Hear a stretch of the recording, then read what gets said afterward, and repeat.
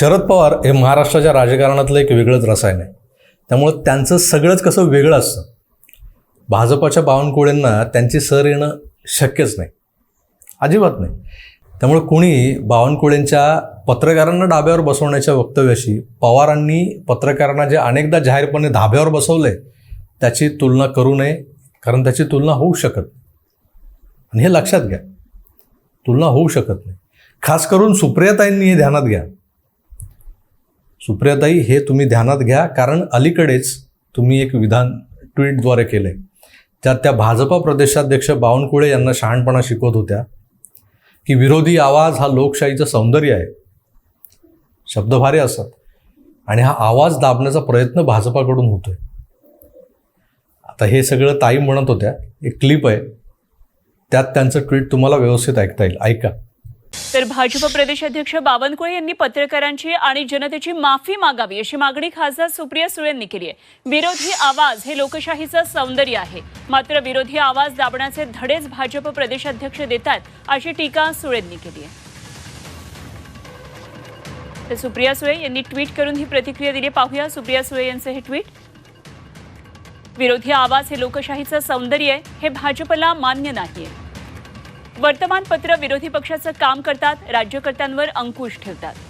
त्यांचा आवाज दाबण्याचं भाजप प्रदेशाध्यक्ष धडे देत आहेत. जे असे सल्ले देत आहेत त्यांनी स्वतः अशा पद्धतीनं काम केलं असेल. बेजबाबदार विधान केल्याबद्दल पत्रकार आणि जनतेची माफी मागा. ऐकलं? मला वाटतं बावनकुळेंची ती व्हायरल क्लिप आपण सगळ्यांनी ऐकलीच असेल. त्या वर्षा त्यांचा खुलासाही ऐकला असेल. पण नेमकं हेच सुप्रियाताईंपर्यंत पोहोचलेलं नसणार. बहुतेक बावनकुळेही तेच म्हणालेत की पत्रकार हा समाजातला प्रतिष्ठित घटक आहे, जे लोकशाहीचं सौंदर्य वगैरे. मग बावनकुळे काय म्हणाले होते? हा समाजातला प्रतिष्ठित घटक आहे, त्याला जनमनाची नस ओळखता येते, त्यांच्याकडून इनपुट्स मिळत चला. त्यासाठी कधी त्यांच्याकडे चहाला जा किंवा त्यांना चहाला घेऊन जा. मी असंच म्हटलं की बाबा रे, एवढं चांगलं काम आपण करतो. मोदीजींनी 9 वर्षात एवढं चांगलं काम केलं. चंद्रयान त्या ठिकाणी शास्त्रज्ञांनी ज्या पद्धतीने, वैज्ञानिकांनी इतकं मोठं जगातलं मेरिट मिळवलं. आज महिला आरक्षण बिल या राज्याला, या देशाला आलं. 33% महिला आरक्षण मिळणार आहे. तरी निगेटिव्ह बातम्या येतात. पत्रकाराशी बसा, त्यांचा सन्मान करा, त्यांच्याकडे चहा घ्यायला जा किंवा तुम्ही त्यांना चहा घ्यायला बोलवा, त्यांना खरी वस्तुस्थिती सांगा. शेवटी पत्रकार महोदय हे समाजामधलं मोठं स्थान आहे. आपल्या व्यवस्थेमध्ये चौथा स्तंभ आहे. पत्रकाराचा सन्मान करणे, पत्रकारांना खरं सांगणे, पत्रकारांना पटवून देणे की बाबा ही चुकीचं कसं आहे, हे खरं कसं आहे. आणि पत्रकाराकडे असलेले इनपुट हे घेणे. कारण पत्रकार जे सांगतात ते बऱ्यापैकी खरं सांगतात समाजातलं. आणि त्यामुळं पत्रकारांना सन्मान देऊन त्यांच्यासोबत चांगलं वागा. आता पत्रकारांकडे चहाला कुठे जायचं हा नेमका प्रश्न उभा राहतो. त्यामुळे त्यांच्या घरी जाऊन कार्यकर्ते वहिनी मस्तपैकी चहा टाका असा आवाज देऊ शकत नाहीत. पत्रकार घरी बोलवत नाहीत कोणाला. मग दुसरं उरलं काय? पण पत्रकारांना चहाला बोलवा किंवा ढाब्यावर जेवायला नाही असं बोलल्यामुळे बावनकुळेंनी समाजाची आणि पत्रकारांची माफी मागावी हे सुप्रियाताईंचं वक्तव्य अनाकलनीय.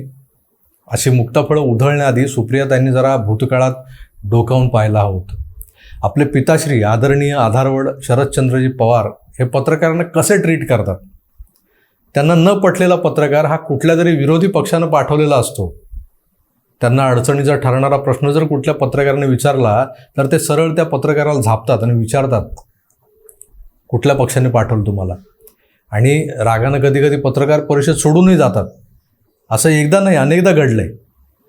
पण माझ्याकडे त्यातला एक प्रसंग स्टोर आहे, एक क्लिप आहे, तुम्ही पहा. अशा लोकांना बोलू जाऊ नका, त्यांना सभ्यता नाही.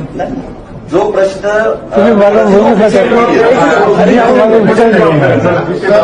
आणि माझी विनंती आहे, अशा लोकांना पुन्हा बोलवत जाऊ नका. निदान मला, नाही तर मला बोलू नका. त्यांना बघतो नातेवाईक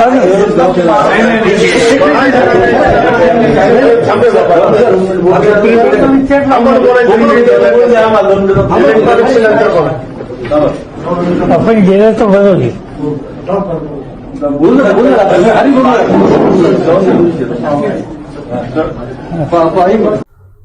पाहिलं पवारांचं पत्रकार प्रेम पाहिलं, पत्रकारांना पवार कसे ट्रीट करतात हे सगळं सुप्रियाताईंनी एकदा पाहायला हवं, आठवायला हवं. कारण मी हा जो प्रसंग तुम्हाला दाखवला आहे त्यात पवारांना अजितदादा, सुप्रियाताई, रोहित पवार, पार्थ पवार अशा घराणेशाहीबद्दल विचारायला प्रश्न होता आणि तो प्रश्न जास्त झोंबल्यानं ते भडकले होते. एका बाजूला पत्रकारांना फाट्यावर मारणारे, धाब्यावर बसवणारे शरद पवार कुठे, तर दुसरीकडे पत्रकार म्हणजे जनमनाचा आरसा आहे, त्यांना जपा असं म्हणत त्यांना धाब्यावर नेणारे बावनकुळे कुठे. दोघांची तुलनाच होऊ शकत नाही, अशीही आणि तशीही होऊ शकत. शरद पवारांनी पत्रकारांना ज्या पद्धतीनं फाट्यावर मारलं आणि त्यामुळे पत्रकार व्यथित झाले होते, त्या पत्रकाराचं सांत्वन करण्यासाठी त्याच्या एका मित्रानं त्या पत्रकाराला एक क्लिप पाठवली होती, जी बघितल्यानंतर तो पत्रकार हसून हसून लोटपोटच झाला. नाहीतर बरं झालं, असंच पाहिजे होतं, असं काहीतरी बोलत होता म्हणून. आता तुम्हाला प्रश्न पडला असेल ना, अशी कोणती क्लिप की ज्यात पवार आहेत आणि ती पाहिल्यानं तो प्रचंड अपमानित झालेला पत्रकार नंतर शांत झाला, त्याचं मन शांत झालं. मलाही तेच औत्सुक्य होतं. शेवटी अनेक सोर्स लावल्यानंतर ती क्लिप माझ्या हाती लागली. खरोखर मी पाहिली आहे आणि हसलोही बऱ्यापैकी. मग म्हटलं मी एकटाच का हसू, चला तुम्हालाही दाखवतो, तुम्ही हसा. Be good and be cool. Good win by the Australians. Very, very coasted home against the West Indies. They chased a target of 116 from 35 overs. They did it by 8 wickets. Shane Watson, the night batsman, on 57 with him. Damien Martin on 47.